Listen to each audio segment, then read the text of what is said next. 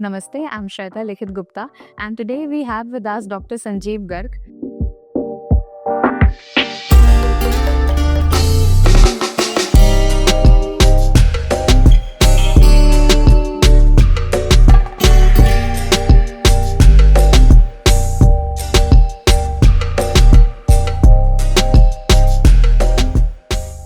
So, Dr. Sanjeev Garg, he's a very eminent personality in the sense that he is a practicing cardiologist for the last 20 years, and he is also the trustee and the treasurer for the Pranic Healing Trust in West Bengal. So, welcome, sir, today. Thank you. So, sir, today they say that we are living in a VUCA environment. So, this is very volatile, it is uncertain, complex, it is ambiguous, and so there are many kind of challenges psychologically also that the youngsters are facing. Apart from those, there are health challenges like increasingly cardiac arrest. Like many youngsters are suffering from cardiological illness. So, do you think somewhere stress is adding to the cardiac issues that the youngsters are facing today? Yes, there is no doubt. I can say stress is the modern epidemic. Now, if you see the definition given by WHO, what is health? Health is absence of not physical, mental, and social well-being. So nowadays, what we see, we are looking after the physical health, but what we are ignoring is the mental health, emotional health.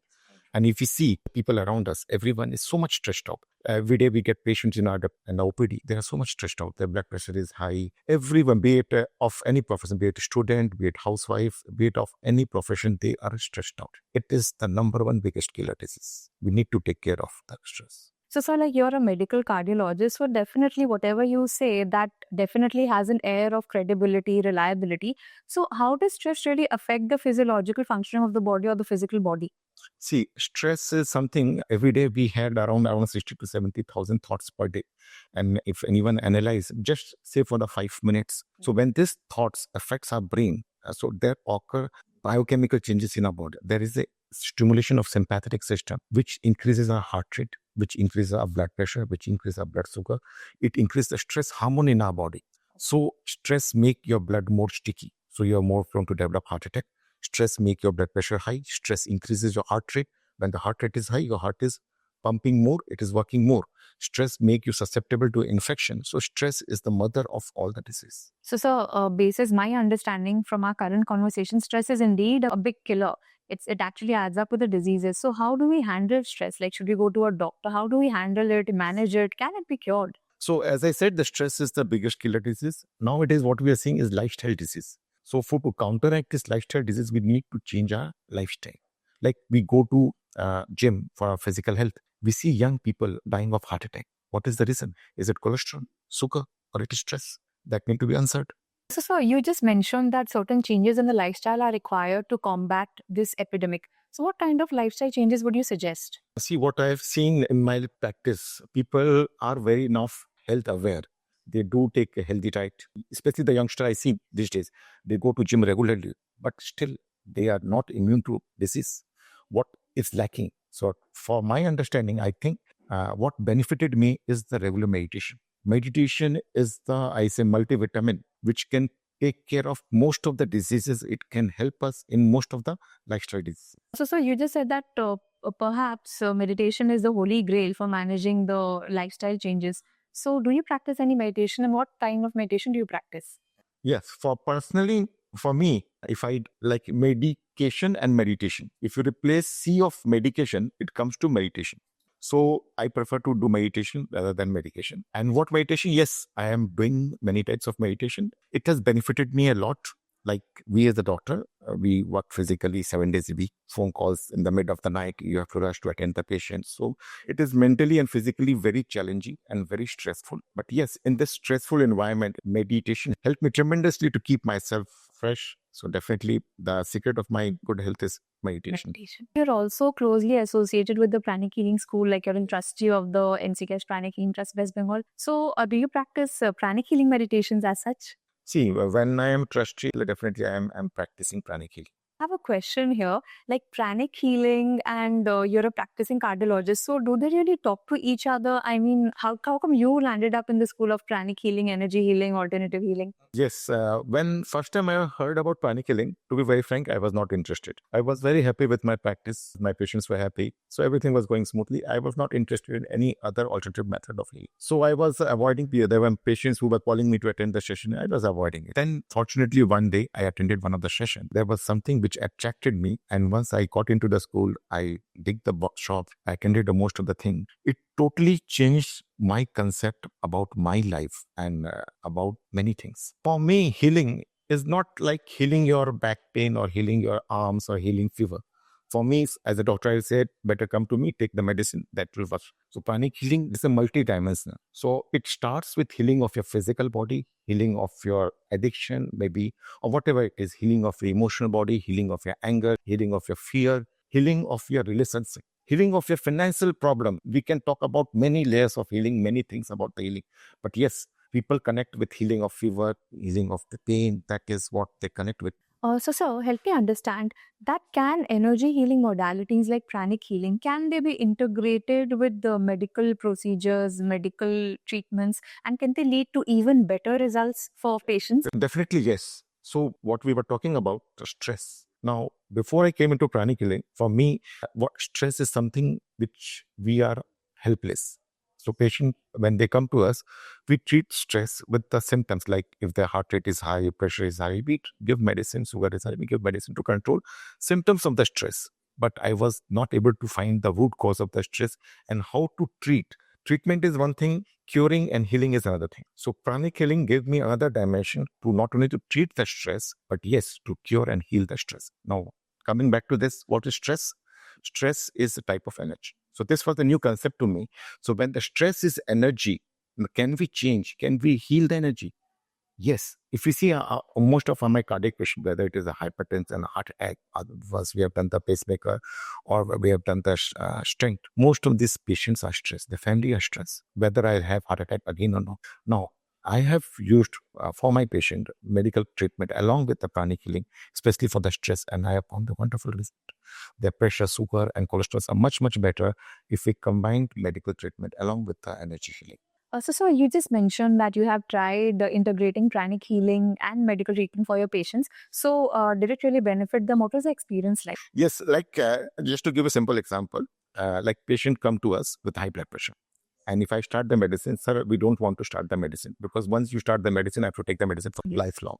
The young people, 20s and 30s may have, so they don't want to start the medicine. Now, what I find, they are stressed out. So I've done healing for few of my patients, and especially for the blood pressure and the blood sugar. And I've found that I can control the blood pressure without medicine. And that was a big revealing to me that yes, we can control so many diseases. We can cure so many diseases with energy. Wow. This is actually a very, very inspiring case that you just spoke about, that blood pressure can actually be controlled by pranic healing. This is like really amazing. But so then just help me understand, are there any risks involved if you like combine the two procedures together? And do people really need to have faith in it for it to work, something like that? So for medically also, I say most of our treatment, what we give is almost risk-free or like minimum risk. But yes, when we combine this energy healing with the model complementary, definitely pranic healing has almost no side effect. Under the supervision of a certified pranic healer and under the treatment of certified medical doctor, I think both can be combined and we can get a miraculous result. Anyone with the open mind, they can take this pranic healing. And definitely, if you have the faith and you believe that it works, if you see your family members or other friends who have got the benefit from this pranic healing, definitely it is worth trying going for the pranic healing. And we have many authorized centers in Calcutta, more than 19 centers, and we have the trust office also.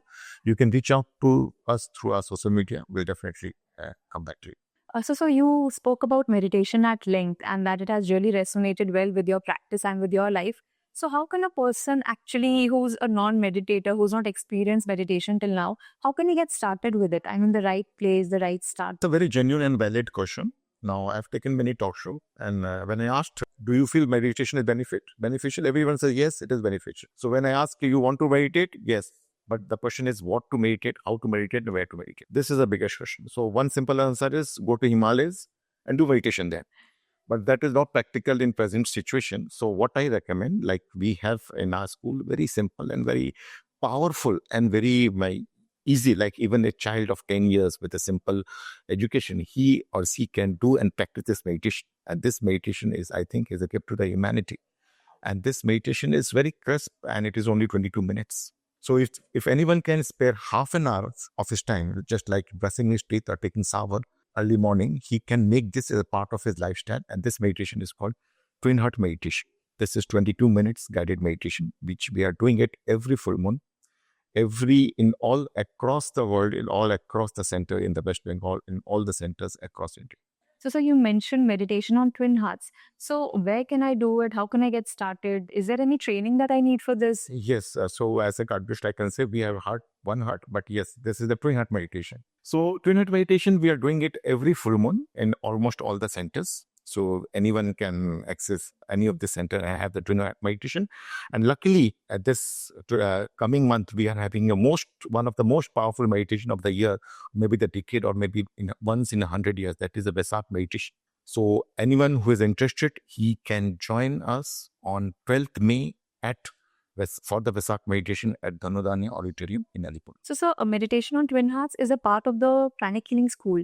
Yes. So do I need to learn Pranic Healing to learn to meditate, or can I just go to the center, get an appointment to learn the meditation? Definitely, you can learn twin heart meditation without Pranic Healing. But I will say Pranic Healing should be a part of everyone's life. It is a way of life which everyone should be included. Everyone should include Pranic Healing in their life. So do I need to depend on somebody to heal me every time? Like, do I just get a pranic healer who heals me, or should I go and learn it myself? Is there any build or any criteria to become a pranic healer as such? Yes, definitely. To become a pranic healer, you need to have a minimum knowledge of maybe even if you are a graduate or you have done class 10, even if you're a housewife, you can learn pranic healing. It's just like whether you want to cook at your home or you want to order at Zomato. So if you learn to cook, you can definitely cook a better food. So similarly, if you learn pranic healing, you can do wonders with your hands. Okay, so how do I learn this then?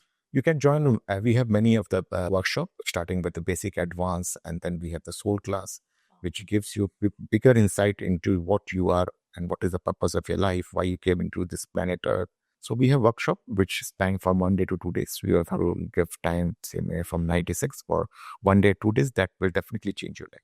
So wow, so this has been like really insightful discussion, and thank you so much for sharing your time in this space so that we could clear our doubts. So just to encapsulate the discussion, whatever we've discussed, what I understand is that stress is one of the key contributors to the health challenges we have. And one way to manage this stress is meditation on twin hearts. And we should definitely explore the school of pranic healing to mitigate these health challenges.